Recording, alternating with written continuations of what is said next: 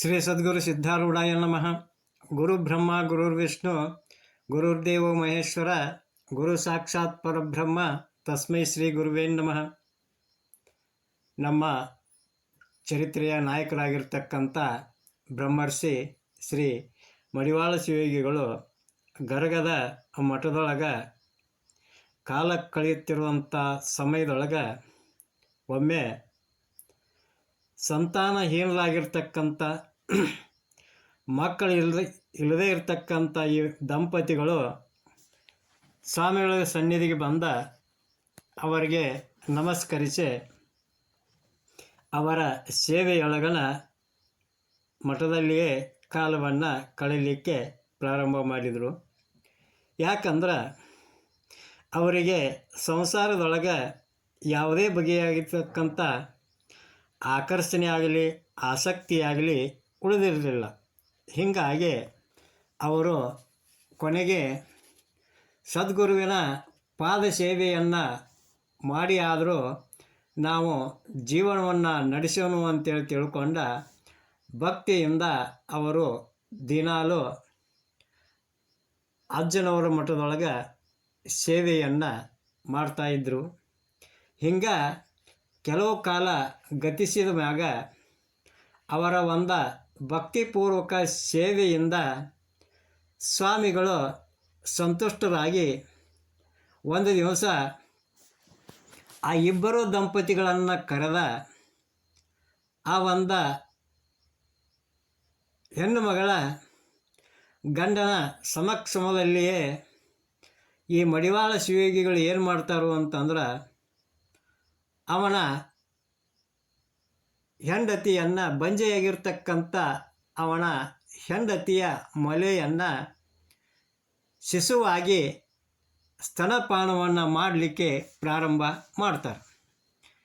ಹಂಗೆ ಅದೆಷ್ಟೋ ವೇಳೆ ಆ ಒಂದು ಮಡಿವಾಳ ಅಜ್ಜ ಶಿಶುವಾಗಿ ಆ ಹೆಣ್ಣು ಮಗಳ ಒಂದು ಎದೆ ಹಾಲನ್ನು ಕುಡಿದು ಅವಳ ಎದೆಯ ಮೇಲೆ ಶಿಶುವಾಗಿ ಕ್ರೀಡಿಸ್ತಾ ಆ ಒಂದು ವಿಚಾರವನ್ನು ನೋಡಿದಾಗ ಆ ಅಗೋಚರವಾಗಿರುವ ಆ ಪರಮಾತ್ಮನಿಗೆ ಆ ಒಂದು ಪವಾಡದ ಮಹತ್ವ ತಿಳಿಬಹುದೇನು. ಆ ಒಂದು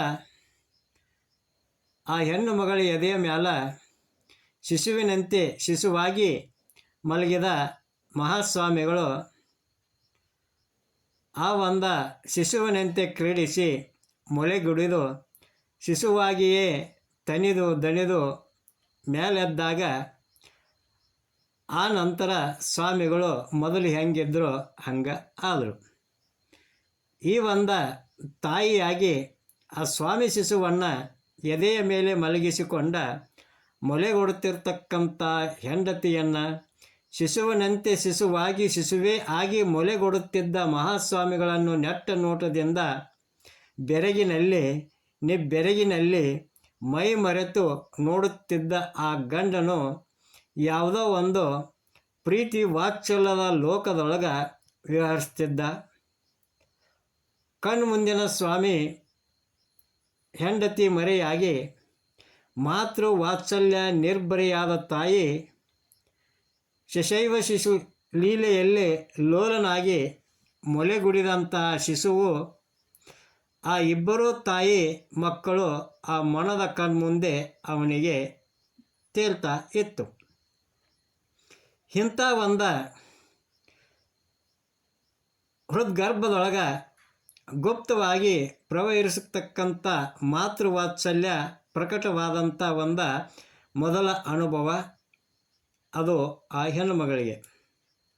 ಮೊದಲ ದಿನವೇ ಆ ಮಡಿವಾಳ ಶಿವಯೋಗಿಯನ್ನೇ ತನ್ನ ಮೊದಲ ಶಿಶುವಾಗಿ ಹಡೆದ ಅವಳು ಎಂಥ ಪುಣ್ಯವಂತಿರಬೇಕು, ಎಷ್ಟೊಂದು ಪುಣ್ಯ ಮಾಡಿರಬೇಕು. ಆ ಹೆಣ್ಣುಮಗಳು ತಾನು ಹೆಣ್ಣಾಗಿ ಹುಟ್ಟಿದ್ದು ಇವತ್ತಿಗೆ ಸಾರ್ಥಕವಾಯಿತು ಅಂತಕ್ಕಂಥ ಒಂದು ಧನ್ಯತೆಯು ಅವಳಲ್ಲೇ ಮೂಡಿಬಂತು. ಯಾವುದೋ ಒಂದು ಅನಿರ್ವಚನೀಯವಾಗಿರ್ತಕ್ಕಂಥ ಮಾತೃವಾತ್ಸಲ್ಯ ಮಹದಾನಂದ ಅವಳ ನರಗಳಲ್ಲಿ ತೇಲಿ ಕೀಳಿಸಿ ಒಂದು ರಮ್ಯ ಅಂತರಾಳದಲ್ಲಿ ತೇಲಿಸ್ತಾ ಇತ್ತು. ಆ ಮಡಿವಾಳ ಸ್ವಾಮಿಗಳು ಶಿಶುವಾಗಿ ಮೊಳೆಗುಳಿದಂಥ ಆ ಕ್ಷಣ ಚಿರಂತನವಾಗಿ ಇರಬಾರ್ದೇನು ಅಂತೇಳಿ ಆ ಒಂದು ತಾಯಿಯ ಹೃದಯ ಹಂಬಲಿಸ್ತಾ ಇತ್ತು.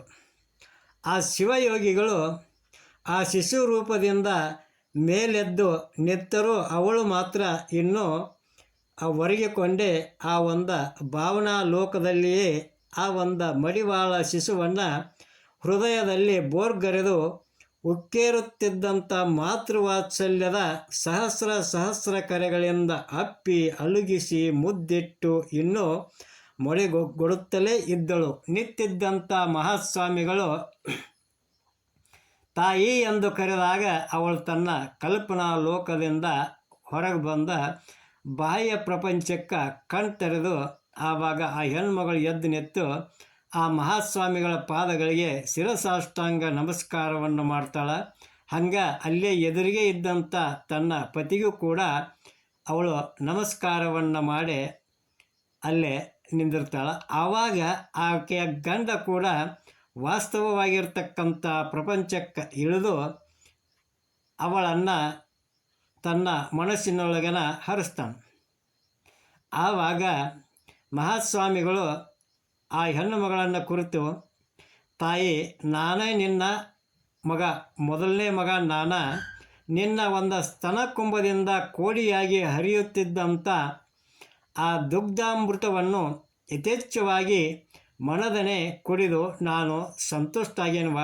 ಇನ್ನು ನಿನಗೆ ಬಂಜೆ ಅಂತಕ್ಕಂಥ ಒಂದು ಅಪವಾದ ಒಂದು ಮಾತು ಎಂದು ಬರೋದಿಲ್ಲ. ಇನ್ನು ಮುಂದೆ ನಿನ್ನ ಒಂದು ಉದರದಿಂದ ಏನು ಹುಟ್ಟಿ ಬರುವಂಥ ಮಗು ಏನೈತಲ್ಲ, ಅದು ನಿನ್ನ ಎರಡನೇ ಮಗು, ನಾನೇ ನಿನ್ನ ಮೊದಲನೇ ಮಗು ಆಗೇನಿ ಅಂತೇಳಿ ಆ ಹೆಣ್ಣು ಮಗಳಿಗೆ ಹೇಳಿ ಅವರಿಗೆ ಒಂದು ಮಕ್ಕಳ ಆಶೀರ್ವಾದವನ್ನು ಮಾಡಿ ಆ ಒಂದು ಸದ್ಗುರುಗಳು ಅವರ ಒಂದು ಆಸೆಯನ್ನು ಈಡೇರಿಸ್ತಾರೆ. ಹಂಗೆ ಆ ಪುತ್ರಾರ್ಥಿಗಳಾಗಿ ಬಂದಿದ್ದಂಥ ಆ ದಂಪತಿಗಳು ಆ ಮಹಾಸ್ವಾಮಿಗಳ ಒಂದು ಅಪ್ಪಣೆಯನ್ನು ಆಶೀರ್ವಾದವನ್ನು ಪಡೆದ ಊರಿಗೆ ಹೋಗ್ತಾರೆ. ಆ ಒಂದು ಮಡಿವಾಳ ಮಹಾಸ್ವಾಮಿಗಳ ಒಂದು ಆಶೀರ್ವಾದದಂತೆ ಮುಂದೆ ಅವರಿಗೆ ಪುತ್ರ ಸಂತಾನ ಆಕ್ಕತಿ. ಆವಾಗ ಆ ದಂಪತಿಗಳು ಆ ಒಂದು ಮಗುವಿಗೆ ಮಡಿವಾಳನೆಂದೇ ಹೆಸರನ್ನು ಇಟ್ಟು ಅವರ ಒಂದು ಸೇವೆಯನ್ನು ಮಾಡ್ತಾ ಅವರ ಗುಣಗಾನದಲ್ಲಿ ಕಾಲವನ್ನು ಕಳೀತಾರೆ. ಹಂಗೆ ಭಕ್ತರ ಕಾಮಧೇನು ಕಲ್ಪವೃಕ್ಷದಂತಿರ್ತಕ್ಕಂಥ ಮಹಾಸ್ವಾಮಿಗಳ ಅನುಗ್ರಹ ಆಶೀರ್ವಾದಗಳಿಗೆ ಪಾತ್ರರಾದವರಲ್ಲಿ ಬಹಳ ಜನ, ಮಕ್ಕಳಿಲ್ಲದವರು ಮಕ್ಕಳನ್ನು ಪಡೆದರು, ರೋಗಿಗಳು ನಿರೋಗಿಗಳಾದರು, ದರಿದ್ರರು ಧನಿಕರಾದರು, ಮೂರ್ಖರು ಶ್ರೀಮಂತರಾದರು, ಅಜ್ಞಾನಿಗಳು ಜ್ಞಾನಿಗಳಾದರು.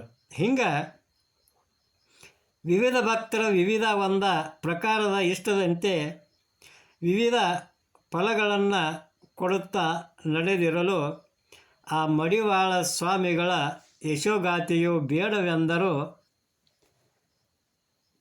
ದಿಕ್ಕುಗಳಲ್ಲಿ ದಿಗ್ದೆಶೆಗಳಲ್ಲಿ ಕುಡಿವರಿದು ಚಿಗುರಿ ಅದು ಹೆಮ್ಮರವಾಗಿ ಬೆಳೆಯುತ್ತಾ ನಡೀತು ಅನ್ನುವಂಥದ್ದಲ್ಲದ ಇವತ್ತಿನವರೆಗೂ ಕೂಡ ಆ ಒಂದು ಸದ್ಗುರುವಿನ ಸೇವೆಯನ್ನು ಮಾಡಿ ಸಾಕಷ್ಟು ತಮ್ಮ ಆಸೆ ಆಕಾಂಕ್ಷೆಗಳನ್ನು ಈಡೇರಿಸಿಕೊಳ್ಳುವಂಥ ಒಂದು ಮಹಾ ಪವಾಡ ಪುರುಷನ ಒಂದು ಸ್ಥಳವಾಗಿ ನಿಷ್ಠೆಯಿಂದ ಭಕ್ತಿಯಿಂದ ಬಂದಂಥ ಭಕ್ತರ ಇಷ್ಟಾರ್ಥಗಳನ್ನು ಆ ಒಂದು ಕರ್ತೃ ಗದ್ದಿಗೆಯಲ್ಲಿ ಕುಳಿತುಕೊಂಡು ತಮ್ಮ ಒಂದು ಆತ್ಮ ಚೈತನ್ಯದಿಂದ ಬಂದಂಥ ಸರ್ವ ಭಕ್ತರನ್ನು ಉದ್ಧಾರ ಮಾಡುತ್ತಿರುವಂಥ ಆ ಮಡಿವಾಳ ಸ್ವಾಮಿಗಳ ಪಾದಕ್ಕೆ ಹಣೆ ಹಚ್ಚಿ ನಮಸ್ಕರಿಸುತ್ತಾ ಇವತ್ತಿನ ಈ ಒಂದು ಚರಿತ್ರೆಯ ಪ್ರವಚನವನ್ನು ಮುಕ್ತಾಯಗೊಳಿಸೋಣಂತ. ಜೈ ಮಂಗಲಂ, ಜೈ ನಮಃ ಪಾರ್ವತಿ ಪತಿ ಶಿವಹರ ಮಹಾದೇವ. ಶ್ರೀ ಸದ್ಗುರು ಸಿದ್ಧಾರೂಢಾಯ ನಮಃ. ಶ್ರೀ ಸದ್ಗುರು ಸಿದ್ಧಾರೂಢಾಯ ನಮಃ. ಜೈ ಮಂಗಲಂ, ಜೈ ನಮಃ ಪಾರ್ವತಿ ಪತಿ ಶಿವಹರ ಮಹಾದೇವ.